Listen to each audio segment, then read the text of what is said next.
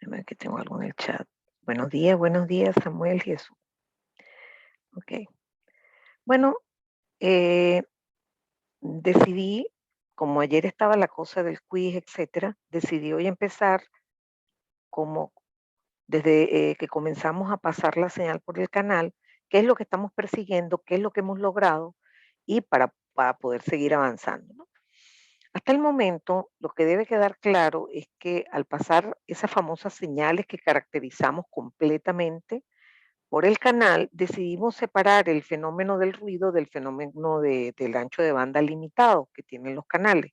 Estamos solo con ruido y siempre ruido térmico, ¿no? Luego, eso se va a enfrentar a un receptor y realmente nuestra meta es calcular la probabilidad de error en todos los casos. Entonces, como esto es un problema que al involucrar probabilidades no es nada fácil, entonces, yo lo que hago es, eso de unos años para acá descubrí que esta forma es como más light, ¿no? Es decir, ir resolviendo problemas e ir complicando la situación hasta que lleguemos a abarcar una gran cantidad de casos posibles de señales digitales. En este caso comenzamos con una transmisión binaria polar, con un receptor arbitrario y conseguimos este gran resultado que nos dice que la probabilidad de error la calculamos determinando un área en la campana de Gauss, colocando un factor K que es y de T0 sobre sigma. Aquí ya quedó clarísimo que, como uno imaginaba, si la señal es más grande, pues mejor, hay menos probabilidad de error, si el ruido es más pequeño, pues mejor, porque este argumento crece y al crecer el área es más pequeña y la probabilidad también. Entonces decidimos tener esto en la mano, pero vamos a aplicarlo a unos casos particulares como no retorno a cero polar y un receptor que nos vamos a dar cuenta que es un receptor subóptimo, que es un simple filtro pasabajo. Ahí obtuvimos una probabilidad de error que ahora la decidimos comenzar a colocar en función de sobre esta, para propósitos de comparación. Luego dijimos, oye, ¿por qué no probamos un receptor Gran Smith a ver cómo nos va? ¿Mm? Y en efecto nos fue mejor. Allí conseguimos que la fórmula es que la probabilidad de error es Q de la raíz de 2e sobre eta. Es importante darse cuenta que esta duplicación hace crecer este argumento y bajar la probabilidad de error. O sea que ese receptor tiene buena pinta. ¿Ok? Aproveché de comentar, y hoy lo vamos a ver con más profundidad, que cuando hay atenuación, las fórmulas todas son idénticas, solamente que habría que recalcular los valores de voltajes y energías que ingresarían a estas fórmulas que van a estar afectadas por ese factor de atenuación. Pero de resto, ya la tarea está hecha. También les ofrecí esta herramienta que, así como la constelación, es súper útil para el diseño y control y optimización de sistemas de comunicaciones digitales. Ya tendremos oportunidad también hoy de hacer un ejercicio sobre esto. Luego ayer dijimos, no, no, no, ya está, vamos a hacer una cosa, o sea, vamos a dejar de estar haciendo ejercicio y vamos a enseriarnos, vamos por lo menos a generalizar un caso. Y por eso nos decidimos con un caso binario polar de arrancada, ¿no? ¿Por qué? Porque ya determinamos que la probabilidad de error en ese caso tiene que seguir esto que está aquí. Entonces, el problema planteado es encontrar un receptor óptimo, el mejor de todos, el que beneficia la señal por sobre el ruido. ¿Ok? Y ese va a ser aquel que, que logra tener la mínima probabilidad de error a la salida y para eso este argumento tiene que ser máximo. Entonces, a pesar de que pareciera obvio que tenemos que maximizar por cuestiones matemáticas, uno maximiza su cuadrado, que fundamentalmente es lo mismo. Como estas señales son reales, entonces le voy a poner también este valor absoluto simplemente para que encaje en la herramienta que vamos a usar, ¿verdad? Pero realmente da lo mismo, porque si usted tiene y de t0 que vale -8, al elevarlo al cuadrado no hace falta sacarle el valor absoluto antes de elevarla al cuadrado. Lo cierto es que hicimos un procedimiento utilizando, eh, digamos, una inecuación que ve uno en el caso de variable compleja y pudimos despejar haciendo, digamos, comparaciones entre los términos de esa desigualdad y lo que nosotros estamos buscando y logramos gratamente, en un tiempo bastante corto, despejar cuál sería la respuesta en frecuencia ideal, es decir, la de aquel filtro o receptor óptimo. y hasta le estudiamos y dijimos, oye, fíjate que él aumentaría, ¿verdad? Su valor cuando en las zonas donde el pulso que se está transmitiendo, su transformada en frecuencia, está presente, y en cambio en las zonas donde el ruido está más presente, H va a bajar, con lo cual va a aplastarlo. Entonces eso es algo muy bueno, ¿no? Pero además descubrimos que como para calcular la probabilidad de error hay que buscar cómo Carrizo encontramos este argumento en cada ejercicio. Resulta que de esa misma desigualdad conseguimos que, como estábamos trabajando en el caso del igual, que en vez de tener que calcular y de t0 sobre sigma, que es una cuenta más larga, sustituimos eso por calcular la integral de una variable que se llama WDF al cuadrado, que en nuestro caso tenía identidad propia. Y entonces encontramos que esto es igual a esto. Y evidentemente eso es facilísimo de hacer, porque es simplemente tener la forma del pulso que usted va a transmitir, sacarle la transformada e integrarla. Sobre todo porque de inmediato pasamos a simplificar y tomar finalmente que el ruido es blanco gaussiano y de media cero. Entonces cambiamos y en vez de poner GN pusimos eta medio, como está puesto aquí. Luego usamos Raleigh y conseguimos, oh sorpresa, este resultado. Observen que ese resultado es válido para una transmisión polar si usamos ese receptor óptico. Y uno dice, "Ah, no, no, pero nosotros acabamos de ver ese resultado. Ese resultado nos dio para un caso polar con un receptor Gram-Schmidt. Conclusión, el receptor Gram-Schmidt es óptimo a pesar de que se expresa de una manera distinta, porque, ojo, decir que el receptor es un multiplicador por una base U sub 1 y un posterior integrador no se parece a que el receptor sea esto. Son dos formas distintas de llegar a una estructura que es óptima. El receptor Gram-Schmidt es una opción. De hecho, es la que más vamos a usar, ¿ok? Porque además tiene demasiadas ventajas desde el punto de vista de calcular las cosas que necesitamos calcular, como por ejemplo las probabilidades de error. Muy bien, entonces ya tranquilos porque tenemos un caso binario polar, insistimos en ampliar todavía más el rango de acción. Porque, por ejemplo, si tú tienes una no retorno a cero unipolar, eso no es polar. Entonces, no le puedes aplicar esta fórmula. Perdón, disculpa. No le pueden aplicar esta fórmula, no.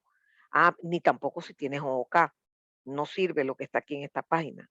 Entonces vamos a tener que volver a calcular el receptor óptimo, y ahí yo hice como una especie de trampa en la cual me basé en el ejemplo anterior y vi cómo estaban escritas las probabilidades de error y me di cuenta que me podía copiar esa receta, pero donde aparecía PDT, yo ponía las formas de ondas de los pulsos correspondientes al 1 y el 0 restado. Era una semirrecta donde aparecían las señales de salida que habíamos llamado Y de T, ahora las llamamos Y1 y Y0, y también voy a trabajar con la semirrecta. ¿Okay? Total que eso me llevó a un filtro óptimo, que en el fondo son dos filtros, porque si se dan cuenta, aquí hay una suma, aunque aquí hay un signo menos, eso es una suma algebraica, de dos respuestas en frecuencia. Y eso nos trajo señales y sistemas a una conexión en paralelo de dos filtros que discutimos ayer, ¿no? Pero nos quedamos estacionados un poco al, al tomar el resultado que acabamos de revisar, que era obtener el valor de y cuadrado entre sigma cuadrado, porque eso es lo que vamos a meter dentro de la Q. Entonces, ayer dijimos, y ahora lo acabamos de repasar, que aquí simplemente poníamos PDF al cuadrado porque el ruido se refleja como eta medio. Y aquí la única diferencia es que, siguiendo la chuletita, que en vez, donde diga PDT, vamos a poner P1 menos P0 sobre 2. Y acomodando todo eso, queda esta expresión que está aquí. No nos perdamos. Todo esto que está aquí, todo esto que está aquí, le tenemos que sacar la raíz cuadrada para meterlo dentro de la Q. ¿Ok? Y eso es lo que hice aquí, fíjense. Eso es lo que hice aquí. Ok. Ahora voy a bajar la velocidad. Ahí nos damos cuenta de varias cosas. Esta primera integral es la energía de la forma del pulso 1, es decir, la forma que representa el 1 lógico. Esta otra integral representa la forma que representa al cero, la energía de la forma que representa al cero. Fíjense que aquí les he llamado E1 y E0. Esto es algo novedoso para nosotros, pero ya nosotros tenemos el olfato de entender qué es lo que hacemos cuando nosotros integramos el producto de dos funciones. Y lo que hacemos es ver qué tanto se parecen. Eso es un producto escalar. Cuando, por ejemplo, las señales no se parecen, son, por ejemplo, ortogonales, de manera que no puedes representar una con la otra, entonces eso va a tener un impacto en ese argumento y va a cambiar la probabilidad de error. Entonces se aprovechó de definirles algo que nunca habíamos definido, que es lo que se llama el factor de correlación. El factor de correlación lo vamos a definir como la integral de P1 P0, o sea, lo que está aquí, pero lo vamos a normalizar. Entonces, obviamente, cuando vayamos a sustituir la integral de P1 por P0, nos va a quedar que es igual a lambda por la raíz de esto. Y eso es lo que vamos a meter aquí. Pero no perdamos de vista que ese factor de correlación está altamente asociado a cosas que venimos hablando informalmente, como por ejemplo, qué bueno que es polar, qué bueno que es polar. O sea, ahora vamos como ir asociando esas verdades que sacamos así de la manga con elementos matemáticos bien claros, ¿no? Este factor de correlación, por haberlo dividido por la raíz, entre la raíz del producto de uno por E0, va a convertirse en un numérico entre -1 y 1. No va a poder pasar de 1 ni va a bajar de -1. Y va a tener su propia representación para algunos casos muy especiales. Por ejemplo, cuando yo integro P1 por P0 y eso me da 0, yo sé que eso significa que esas dos formas de onda son ortogonales. Eso ya yo lo sabía de antes. ¿Ok? Eso ya lo vimos, por ejemplo, en el caso de FSK ortogonal, que para verificar o forzar la ortogonalidad, integramos P1 por P0 y lo igualamos a 0. Bueno, en este caso, cuando son ortogonales, lambda vale 0. ¿Ok? Y cuando lambda vale 0, observe que este elemento no resta, no resta. Es decir, que lo hace ser un poco más grande que si yo estuviera manejándolo con lambda igual a otro valor. ¿Ok? Porque no le estoy restando nada, entonces está siendo más grande. Eso podría parecer bueno. Pero sin embargo hay otro ganador, que es cuando los pulsos son polares.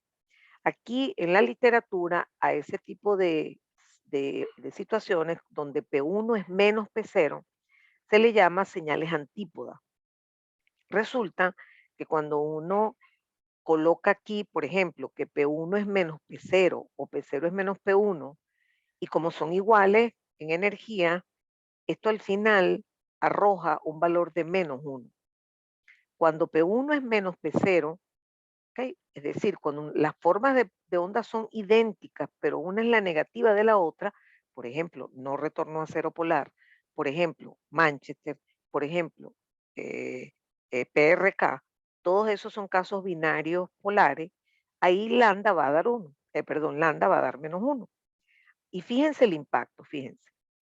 Al ser lambda -1, este signo va a cambiar a más, con lo cual este argumento va a ser más grande, con lo cual la probabilidad de error va a bajar, porque acuérdense Q lo que hace es determinar el área de una cola de una campana de Gauss.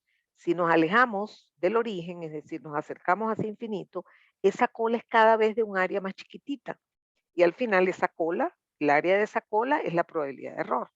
En conclusión, aquí demostramos matemáticamente que en un caso polar, la situación de la probabilidad de error es muy conveniente. Eso es maravilloso. Existe también la probabilidad de que, o la posibilidad, perdón, no me gusta usar allí la palabra probabilidad, la posibilidad de que yo tenga dos símbolos que son proporcionales. Por ejemplo, el símbolo 2 es 5 veces el símbolo 1. Por ejemplo, ¿por qué no? ¿Ok? Ahí tendríamos, por ejemplo, una constelación con dos puntos de este lado, del lado derecho. Entonces allí nosotros, cuando hacemos un cálculo como eso, va a resultar, al colocar, por ejemplo, aquí que P1 es K veces P0 o al revés, ya va que por aquí alguien me pregunta algo. Buenos días. Hola, Rafael. Profe, entonces con esa fórmula podemos obtener la probabilidad de error tanto para transmisiones binarias banda base y binarias pasabanda. Totalmente de acuerdo. Porque fíjate que estamos hablando de un caso binario general que incluye formas conocidas para nosotros como pulsos, que son transmisiones banda banda, pero también incluye, nadie ha dicho que no pueden ser sinusoides. Es más, si yo quisiera inventar unos pulsos que son un triángulo y un zinc, porque me volví loca, también aplicaría en este caso. Esto solo aplica para casos binarios cualquiera. Ojo, polares y no polares, porque pareciera que el ejemplo que hicimos ayer solo servía para polares y este solo servía para no polares. No, no, no, no. Este caso abarca el de ayer. Entonces tenemos realmente unas solas relaciones que podemos recordar. Entonces, recuerdo que en otros cursos me hacían preguntas similares a las de Rafael, pero apuntando un poco a ¿cuándo puedo aplicar esto, profesora? Sobre todo cuando uno se va acercando al examen, empiezan a preguntar, empiezan a tener dudas y quieren tomar como chuleticas de cosas que pueden aplicar en varios casos. Y aquí pueden aplicarlo siempre que la situación sea binaria, siempre que sea ruido blanco, el canal solo tenga ruido blanco y algo que está ahí oculto y es que estamos usando el receptor óptimo, estamos usando el filtro óptimo. Por ejemplo, un receptor Gran Smith. En todos esos casos, todos los que a ustedes se le puedan pasar ahorita por la mente, nosotros podemos usar esta fórmula. Y es una maravilla, porque es poder llegar al valor de la probabilidad de error, que siempre es una tarea cuesta arriba, metiendo ahí unos numeritos que son muy fáciles de calcular. ¿De acuerdo? Entonces, espero que esté aclarado el tema. En este momento voy a cambiar totalmente de tónica porque ya a esta altura ustedes están manejando con más comodidad las probabilidades de error, pero quiero detenerme e incluir en el tablero las atenuaciones, ¿ok? Para que vean cómo las vamos a manejar. Esto es algo que yo insisto, yo misma me critico, yo no le dedicaba suficiente tiempo a las atenuaciones en señales, en comunicaciones 1, que nunca la dicté en la católica, pero sí en la Simón Bolívar, y en comunicaciones 2 me tocaba darle duro, porque como les decía, en la práctica todo el mundo usa es dB, dBm, dB vatio, dB voltio. O sea, nadie usa este, elementos lineales. Voy a comentar que en una oportunidad yo vivía no, mis hijos estudiaban en un colegio en la Trinidad, y al frente había una iglesia y había una cantidad de antenas de microondas, estaban empezando y después pusieron celulares. Me acuerdo que fue Telcel, que después se convirtió en Movistar. Y yo siempre he tenido, sigo teniéndolo, mucha inquietud en lo que son las radiaciones de las que estamos rodeados y que, por cierto, olvídense que vamos a poder salir de ese paquete. Cada día peor. Entonces resulta que yo estaba como siempre muy inquieta y conversé con un chico que era egresado de la Bolívar, que después era gerente cuando Telcel se fundó, digamos, él estuvo ya en cargos gerenciales importantes. Entonces yo le dije, mira, se llama Carlos, yo estoy muy inquieta para ver qué tipo de radiación se está emitiendo allí y tal, y fueron a hacer mediciones y todo. Y en ese intercambio conversamos sobre los niveles, otra cosa que siempre me sigue inquietando, y es los niveles de radiación cuando uno se acerca el teléfono a la cabeza para hablar. Menos mal que hoy en día casi nadie hace eso. O sea, uno usa el teléfono muy poco, porque allí hay unas radiaciones importantes. Entonces, hablábamos de ese tema y me decía, mira, él me decía eso, y de hecho yo me copié de él. Yo no llamo por teléfono, porque ahí hay una radiación importante y hay alguna sospecha que existe alguna conexión con algunos cánceres de cerebro. Entonces, bueno, yo lo tomé así, pero todo este cuento viene porque en esa oportunidad él me hablaba de que se podían estar transmitiendo punto 6 y me habló en vatios, en milivatio en vatio. Y eso me llamó la atención porque eso era muy raro, ¿no? Porque en general nosotros no vamos a hablar sino nosotros aquí en el curso sí, pero digamos cuando trabajemos con la atenuación sí quiero que manejen la parte logarítmica, ¿no? La parte logarítmica facilita mucho los cálculos de un enlace, etcétera, etcétera. Entonces, vamos a suponer que yo les digo un ejercicio y se los digo de palabra, yo no les doy ningún número, digamos, no les doy ninguna ecuación. Digo, mira, ¿sabes que la atenuación de ese canal, oye, está fuerte? Son 20 dB. Entonces usted dice, atenuación. A la salida del atenuador hay menos potencia que a la entrada. Entonces usted tiene que saber escribir la ecuación así. 10 log de Pout entre Pin es menos 20. Menos 20 porque Pout es menor que Pin, el logaritmo de un número menor que 1 es negativo. Pero otro estudiante me dice, no, no, a mí no me gusta escribirlo así, a mí me gusta escribirlo así. Que 10 log de Pin entre Pout es más 20. Ambas son perfectas, ¿ok? O sea, usted es el que tiene que saber resolver cómo escribirla. Y una vez que lo escribe, por supuesto, tiene que saber usarlo para lo que queremos trabajar y es ver en forma lineal cuánto se está afectando la potencia de salida. Entonces, bueno, pasamos este 10 para acá, le sacamos el antilogaritmo y me queda que Pout es 10 a la menos 20 sobre 10, que es 10 a la menos 2, Pin. O sea que Pout es Pin sobre 100. O sea que Pout es Pin por 0.01. ¿Okay?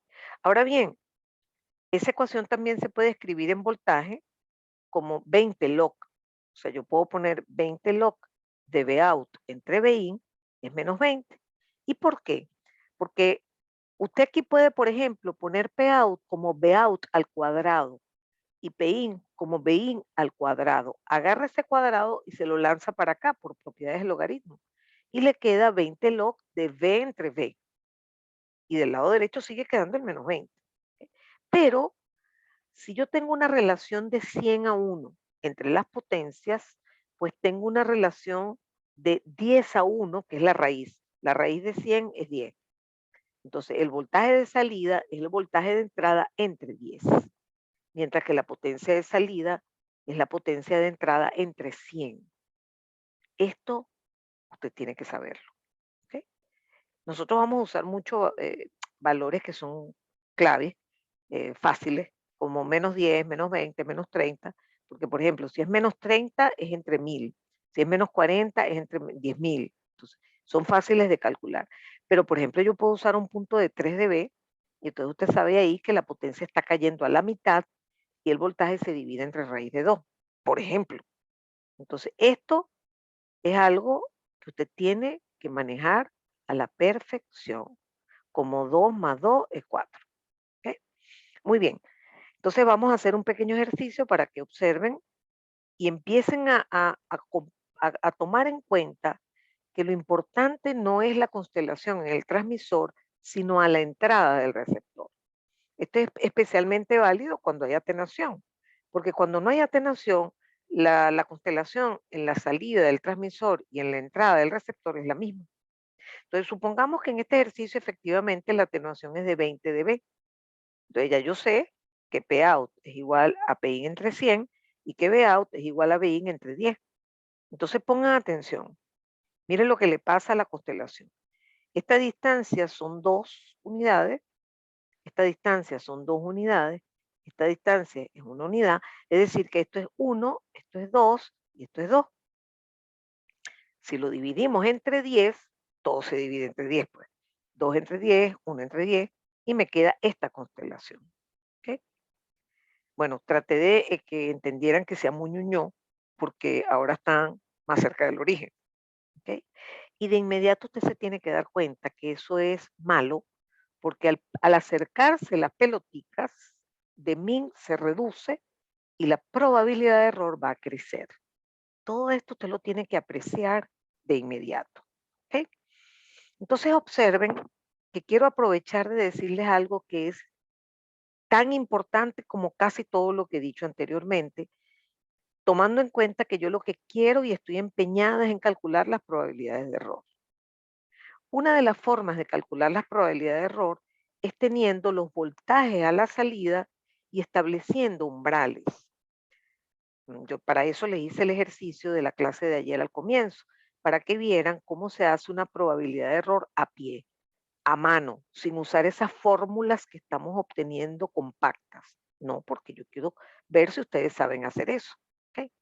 Y lo importante es que cada vez que usemos el receptor Gram-Schmidt, observe que aquí la señal vamos a poner que está sin ruido.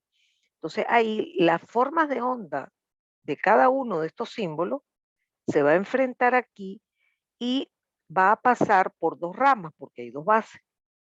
Entonces, ¿qué va a ocurrir? Que esta señal pasada por la rama 1, lo que está haciendo es proyectar ese símbolo sobre la base. Esto lo que hace es el producto escalar de esta señal, vamos a llamarla símbolo 1, sobre eh, el- la base USU1. ¿Ok? Es decir, que lo que estamos haciendo es proyectar cada símbolo sobre las bases. Por ejemplo, agarremos este símbolo. Si lo proyectamos sobre la base 2, bueno, la proyección es el mismo símbolo, que es punto 2. Si lo proyectamos sobre la base 1, me da 0. Ese símbolo se proyecta con USU1 igual 0, no tiene componente USU1. ¿Ok? Entonces, los voltajes que tenemos aquí a la salida de la rama que multiplica por USU1, ¿cuáles son los voltajes posibles? Bueno, todos estos símbolos van a tener proyección sobre USU1 igual a 0. Y este símbolo va a tener proyección sobre USU1 igual a 0.2. O sea que los posibles voltajes de salida de esa rama sin ruido son 0 y 0.2. Y los posibles voltajes que son proyecciones sobre el eje U2 son, estos tres, sus proyecciones son 0.2, 0.1 y 0. Y la proyección de este símbolo sobre el eje U2 es 0. Entonces tenemos tres voltajes posibles a la salida, producto de la proyección de este símbolo. Entonces, pongan atención. Si yo en un ejercicio, como lo vamos a hacer en un ratito, les doy las salidas del receptor Gram Smith, usted corre y hace su constelación. O sea, trata de hacer la constelación, pero a la salida, no a la salida del transmisor. No, no, no, no, no. A la entrada del receptor. Puede que sean iguales si no hay atenuación. Pero usted se cuida las espaldas y dice, no, no, no. Yo no sé, yo ni siquiera me voy a preocupar si hay atenuación o no. Yo voy a asociar estos voltajes con la constelación aquí y punto. ¿Ok? Espero que esto no se les olvide. Ni trabajar en forma logarítmica, ni lo que les acabo de decir de las proyecciones. Vamos a hacer este ejercicio que dice lo siguiente. A la salida de un transmisor se tiene una señal banda base, cuya constelación y sus bases se muestran. ¿Ok? Aquí tenemos la constelación que ya me había tomado prestada y aquí están las bases. Fíjense que son horribles porque son medio pulso, que dura T símbolo medio, y el otro es medio pulso, pero la parte final del símbolo. O sea, claramente son ortogonales, ¿no? Ok, esta es la base 1 y esta es la base 2. Y estos son digamos, la distribución de los símbolos en la constelación. Dicha señal se envía por un canal que la atenúa 20 dB. Agarré el mismo valor porque es el que ya trabajamos, ya sabemos que la potencia se divide entre 100, el voltaje entre 10, y luego se le suma ruido y se presenta con el receptor óptimo, perfecto. Cada TSUS se cierra este switch y se toman valores, ¿ok? Y una cosa que no había dicho es que cuando se hacen esas cosas, este integrador se resetea, se lleva a 0 para poder esperar al próximo símbolo e iniciar con voltaje 0. Eso no lo había dicho, es algo que es enteramente, digamos, de sistema electrónico, pero es bueno que ustedes lo sepan, ¿no? Entonces, la primera pregunta dice, dibuje en detalle la señal a la entrada del receptor cuando se transmite el símbolo 1, que es este que está aquí. ¿Ok? No considere el ruido. Entonces, bueno, claramente el símbolo 1 es 2 veces U1, 2 veces, ¿ok?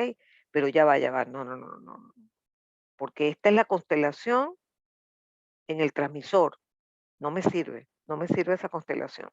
Tengo que usar la constelación ya atenuada. Entonces no la voy a volver a poner aquí, yo creo que la dibujé aquí, no, tampoco. Voy a tener que irme para acá para recordarles que la constelación realmente es esta, porque es la que está a la entrada del receptor. Entonces, en definitiva, aquí yo tendría 0.2. Esta distancia sería 0.2. O sea, que el símbolo 1 es 0.2 veces U1.